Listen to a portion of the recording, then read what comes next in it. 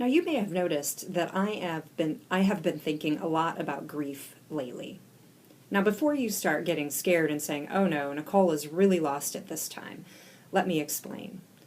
In the 4 years I've been doing this ministry with the Iowa Conference United Church of Christ, I have encountered an incredible amount of grief.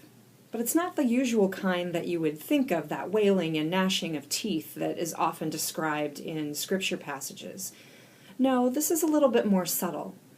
What often comes out in the conversation I have that I think is actually grief are things like, "Oh, I remember when everyone brought their children to church," or "We used to fill every classroom for Sunday school," or "All of my best friends came from church youth group. Now the kids are just so busy."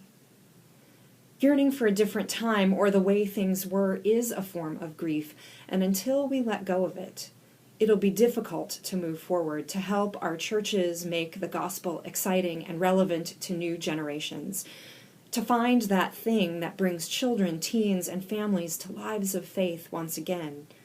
That new thing will probably not look anything like the Sunday school or youth group of the past.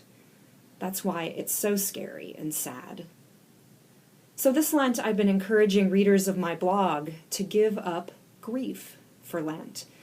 To help the congregation move through grief, I've created some simple lectionary-based discussion starters, prayers, and other worship resources to help grapple with this dynamic. I'm sure even these resources will help only a little bit, but I think anything we do to let go this Lent will be healthy time well spent. That's what Lent is for, right? Letting go of old ideas or habits to make room for new life in the resurrected Christ. So join me in giving up grief for Lent.